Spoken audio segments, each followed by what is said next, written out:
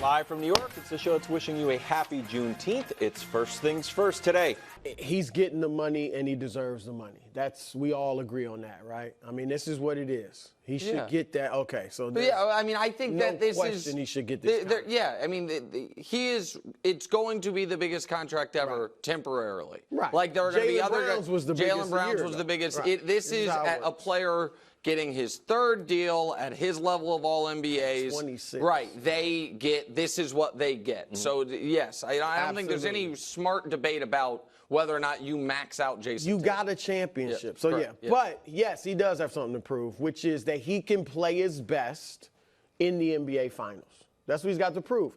Now, I don't equate that with he has to win a Finals MVP, but obviously if he plays his best, there's a good chance he would get that. I do think the general public will be waiting, assuming they win again, waiting for him to be the MVP. Like if they get back to the Finals next year, the year after, whenever, the storyline or one of the storylines, like it was with Steph, will be, well, it might depend on who's in it. Like, is he facing Luka? Sure. If it's Luka, I think it'll be bigger. Can Luka finally get one or whatever? But that'll be a big storyline. Will he be the Finals MVP? So, yeah, he's got that to prove. I'm sure personally he also should be shooting for an MVP, not at the demise of the team, but, yeah, if you're a player that great, you would like to get an MVP Is that on award. the board? Yeah, it's on the board. Because next year I think Jokic – it's going to be hard for Jokic to get his fourth in 5 years. Okay. All right, especially coming off a second-round exit. Giannis will be there. Luka will be there. Luka will be there. But Luka, I think, took a little bit of a hit. I don't think he starts with any type of head start. I think he took a little bit of a hit this postseason. A lot of people took a hit this postseason? This finals. A lot of people. I think he played well. But I think people were disappointed in him in the finals. I think that. And so I think he will start even with SGA, and I think Tatum will be there. Like if they have the best record in the league next year, and he is clearly their best player, first team All NBA, I think he's got a very good shot at getting the MVP. That's what happened this year. Yeah, but if it happens again, coming off a championship, I think he's got a good shot. So listen, this is a question. You don't think he has a shot at MVP? No. Oh, okay. I'm not saying that. I'm saying that I don't think those qualifiers necessarily will do him more favors than they did him this year. I think it's going to have to be something different. But I think it's, what is he trying to be?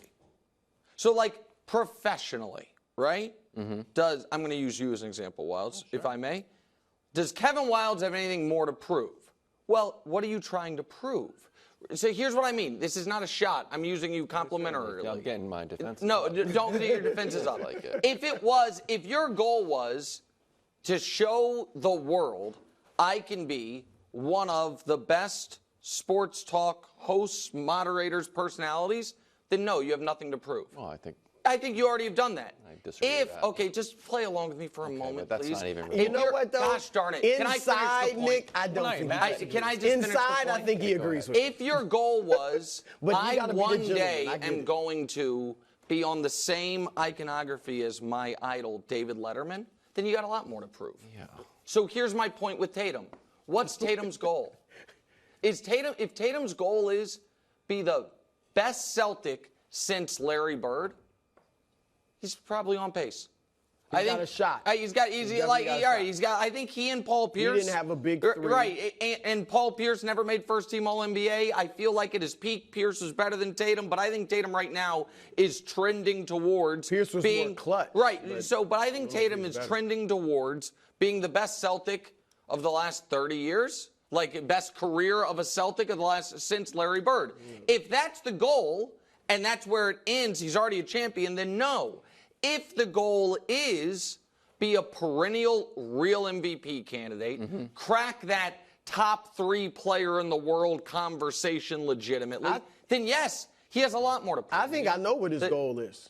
What's that? To be the best player in the league. Okay, well then he has. That's his goal. Then he has. I don't think he is, but I think then he has miles more to prove. That's kind of my point. Like right now, he is on the trajectory of the. I think Paul Pierce is a fair one. Like a consistently excellent He's ahead player. of Pierce, though. Who? Okay, sure. In that Pierce had a long run where they weren't very good. Pierce was great. They made a conference finals early, but then they fell off. But then remember after they got rid of Antoine Walker, they had a stretch of bad. So then maybe a slightly different version because now he has a ring, Clyde Drexler trajectory, something like that. That tier of player. That is where he's at. He's about that tier. Right, Clyde Drexler. So if he wants to be in that next tier, which is this is like what you were saying about NFL teams. It's a lot easier to go from 3 wins to 7 wins than 10 wins to 13 wins. That next tier is a hard tier to get to because then we're like, oh, you're like in the Charles Barkley, Kevin Garnett apex of Garnett tier. That's a hard tier to crack. Yeah. And so if that's where he's trying to get to, then yeah, he has a lot more to prove. The way he gets there, because he's not right now on the level of Jokic, Luka, and Giannis. They're just incredibly unique, all 3 of them, and he's not as unique as them.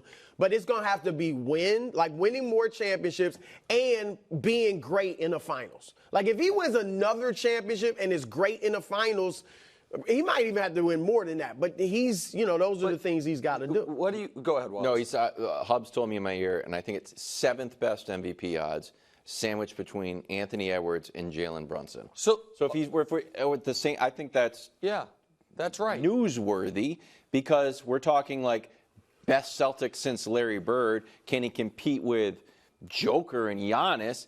And it's like, no, actually, his neighborhood is Anthony Edwards and Jalen Brunson. Hold on. Let me respond to that, though. No Celtics since Larry Bird has competed for MVPs. None. No, you know what I mean? I mean, KG won his as a Timberwolf. Yeah. Like Tatum has come the closest of any Celtic since Bird. Like that, to me, you kind of walked into the not more interesting question, but a different question, which is it more likely he ascends into the tier with those 3 guys we said, Luka, Jokic, and Giannis, or that the other guys on his tier, Shea and Anthony Edwards, ascend past him? I think Celtics fans will be mad at me. I feel like I gave you your flowers, so I can just be honest.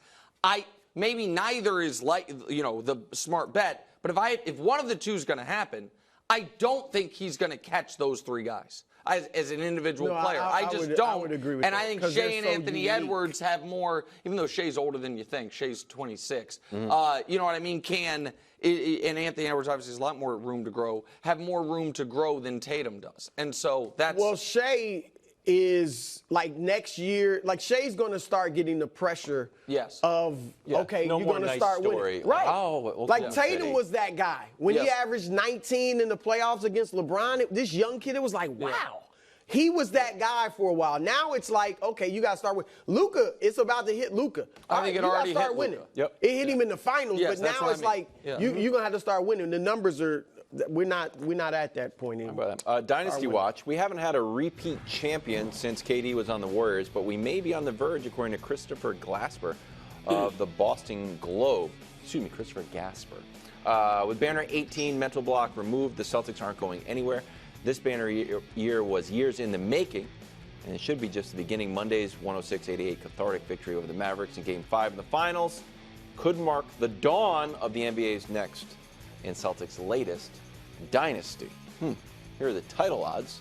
Celtics at 1, Denver, Minnesota, Dallas, the Bucks, and then SGA. So do you think the Celtics are more likely one and done or a dynasty? I mean, they're obviously more likely to be one and done than a dynasty. Guys, right, a dynasty, the LeBron Heat were not a dynasty. They were not. Okay. You know what I mean? Flatly. There are 4 unimpeachable, no arguments against dynasties in NBA history, and then there's 2 or 3 we can have the argument.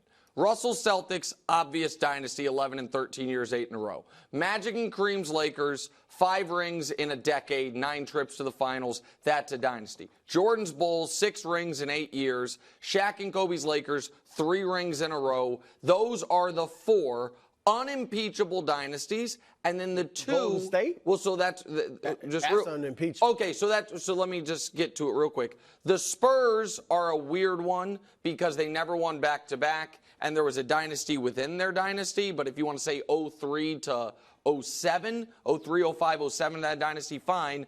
The Warriors, I feel, are a dynasty. The reason I say not unimpeachable is I have heard people I respect argue that because of the Kevin Durant parachute in and parachute out, that it's not one cohesive unit throughout. But so my point is, Mac, let's be as generous as we can. That puts us at 6 dynasties. 5 with the Warriors, 6 with the Spurs.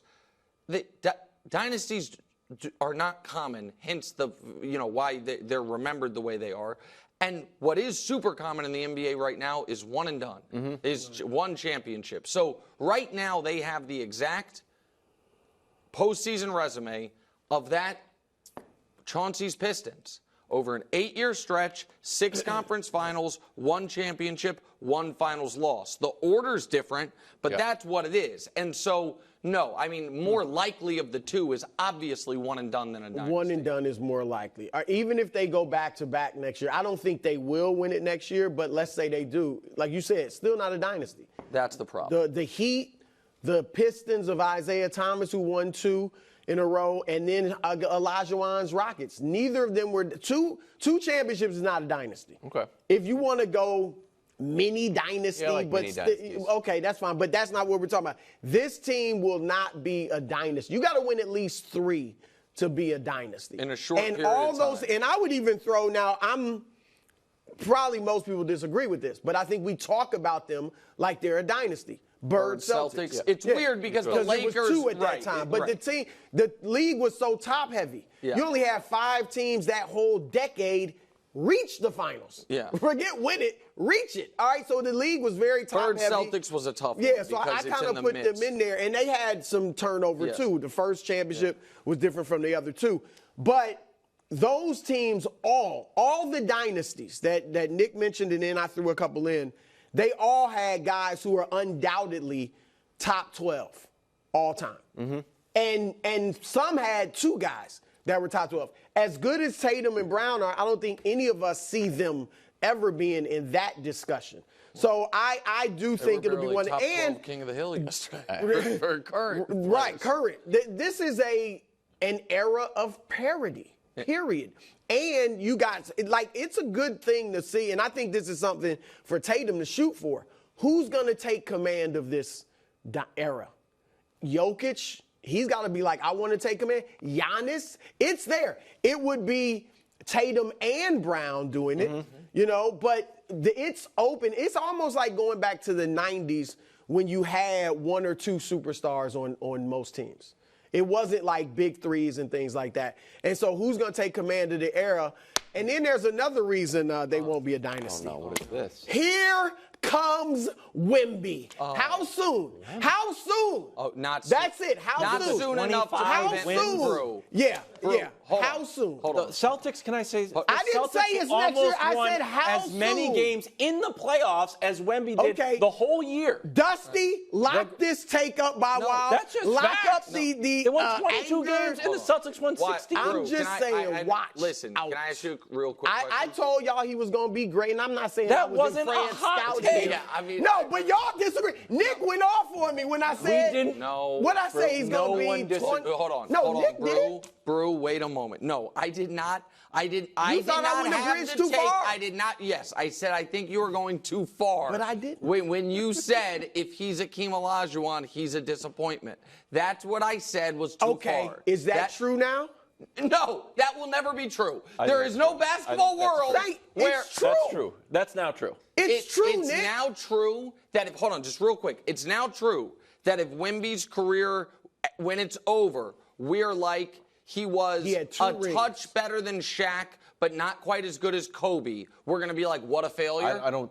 Not a failure, but it would be a disappointment. Okay, yes. all right. Can we stay on This the Celtics dude for a has second? no potential. All So, yeah. So, Wemby's coming. That's another thing. But if he is, I don't think even you think he's going to be on a championship caliber team in the next 2 years. Well, that's up to the Spurs to build around. But 2 years is quick. Right, and that's why I'm saying. And the Celtics, Maybe we're talking 2 about years right from now. now. We're not talking about 7 years from now. But they're young. That's the thing. They are young. Except for Drew and Al, absolutely. So but the core, to me, the core is Tatum and Brown. So here's the other piece of it. Do you want to go, Wildes? I'm sorry. No, I mean, I have. Go. Here's the thing. Last 25 seasons, I'm going to skip over what the champions did because we had a few full screens. Top 2 in offense and defensive rating in the last 25 years. So you would think, all right, they are set up if they're, as I coined, defense wins championships, and they had the number one offense, I think, in league history this year. But then remember, the Pacers had the second best offense. I know, but it's just kind of so most of the teams in the top 10 played this year. I mean, really, it's just the 3-point line. Number one, then it should give them more credit for the defense of how great the defense is this year. So here's the other question, and this is just a weird one: are the Celtics just playing differently than everyone else? So that's a legitimate games with over 43 points attempts this season. The Celtics are 9, and the rest of the NBA is 8. This playoffs. And they're built I was about to say, because they averaged them. Sorry. So, and the Celtics are built with, like, I got an idea. Rather than have one 3-and-D guy or maybe 2 3-and-D guys, why don't we have 7 3-and-D guys? So, but that part. And who's competing with that? Well, the thing is, the whole league's in short order. Not as far as the personnel, but stylistically. Yeah. Like that will. So that it's part. A copycat league. That part can be caught up to a degree. I think you make fair points, but I also, the reason I want to pump the brakes so hard on Dynasty is I think the last team to win back-to-back and not have a moment during their second run where they were massive underdogs to win the championship, massive Vegas on-the-record underdogs, were the 0-1 Lakers. You go let me explain to you what I'm saying. We'll just go in reverse order. The 2018 Warriors were down 3-2 with a Game 7 coming on the road, down 17 points in Game 7 on the road, overcame it to win their championship. The 2013 Heat, was it 14? Whatever. The 2013 Heat, they're down 5 with 30 seconds left in Game 6 against the Spurs. The 2010 Lakers are down, what were they down? 14 in the fourth quarter of the Game 7 of the finals and overcame it. The last team to just be like, we're the defending champs and we're going to roll through everyone was the second Shaq-Kobe title. 0-1 Lakers, that they rolled through every series, they rolled through everyone. Point I'm making is, even the greatest teams we've seen in the last 25 years with the greatest players, their path to their second title, there was a moment where it was like, oh, they're cooked, and they overcame it. So you not only have to be an all-time great team, you also have to overcome what, Giannis and the Bucks couldn't, when the Nuggets couldn't this year. Yeah. And so it's so hard. I know because there have been a lot of them, it doesn't seem like it. I like mini dynasty and a little presumably the road, at least in the Eastern Conference Finals, is going to be tougher. Right. Because if teams are healthy, and that's what we all hope for, it's going to be tough. Yep. Okay. We're going to end on a sad note for the A block. We've been doing this a lot lately. Baseball lost a legend yesterday when Willie Mays died at the age of 93, 2-time MVP, 24-time All-Star, widely regarded as one of, if not the best baseball player of all time. Brew, how will you remember Willie Mays? Well, I was 5 years old when he retired in '73, so I didn't see him in, obviously, much other than film. But he was my father's favorite player, and my father thought he was the best player ever. So that was like, he was seared into my conscience. I had like a little Willie Mays baseball card that, is all in tatters now after we used to play baseball with it. But I'll just remember him as that. And in studying him and even talking to my dad about him, the thing about Willie Mays, I mean, he did everything. He was a Gold Glove center fielder. He hit with power. He had 2 years of 50 or more home runs. Hit for average, hit over 300 for his career. Led the league in stolen bases 4 or 5 years. I mean, he did every single thing at the ultimate high level. And so I'll remember him as arguably the greatest baseball player ever. And remember, he played a lot in Candlestick, which is hard to hit home runs, and he still ended up with 660. And he may have hit 700 or more if he also lost almost 2 full seasons fighting in a war, and the season when he came back, he hit 41 home runs, and he still finished with 660. I think the case for Willie Mays as the greatest baseball player of all time is the cleanest case you can make for any player. Sorry, I think that's something fair. In my eye. As far if you like the WAR stat, he's third all time for position players behind Ruth and Bonds. There's obviously weird cloud with Bonds. You add to it, no outfielder has more Gold Gloves than Willie Mays, only Roberto Clemente has as many. I mentioned that. He had a season plus of, the beginning of his prime taken from him. Brew, you mentioned the baseball card. I tweeted it out today. The only real piece of non-Royals baseball memorabilia I have, and I've had it since I was 8, is a picture of the catch with a box that has a signed, not the baseball from it, but a signed Willie Mays baseball. And I just, when people hear these things, he was great for 20 consecutive seasons. Right. So we can show you his numbers as a 20-year-old, his numbers as a 30-year-old, in his 30s, I should say, and then read that bottom line. At 40, led the NL in walks and on-base percentage, and that was the only time he struck out. The only year of his career he struck out more than 100 times. He led the league in walks that year. And so I think he is, when you combine offense, defense, and the fact that there is no, but it wasn't an integrated league. Well, but it was the steroid era. And so there's no qualifier on Willie Mays. And it's a sports fan. Walton West and Willie in 2 weeks is really, really unbelievable and hard to deal with. But you know what? And 93 and you died peacefully. Yeah. There's one thing I wanted to add, because there's so many statistics that just are mind-blowing. And the great thing about baseball is that's harder to do in basketball and football. It's like, well, different era with that. Could Fran Tarkenton play today? And you're not quite sure. But Willie Mays could step in today and play. But like you were saying that your dad was your dad's favorite player, there was something special and magical about the way he played with such charisma and showmanship. And I thought this quote was interesting. It's a quote he gave to NPR in 2010. "I made the clubhouse guy fit me with a cap that when I ran, it flies right off." He made it extra small. You also have to tilt your head a little bit because you got to get the wind in there. People love that type of stuff, So he was selling sort of the sizzle with the steak and making baseball fun to watch and bringing his whole personality there. And that's what made him say, "Hey, kid." And you said it 2 weeks ago when we were talking about, but I think it warrants mentioning. When you look at Willie Mays' stats today, there's 8 more hits than there was 2 weeks ago because he played in the Negro Leagues. And, that is our living, I apologize for that turn of phrase. It is our living history, even though Willie is passed, and it's an important part of it, and it's unbelievable. That was a great story. Willie Mays was 93. We'll be right back.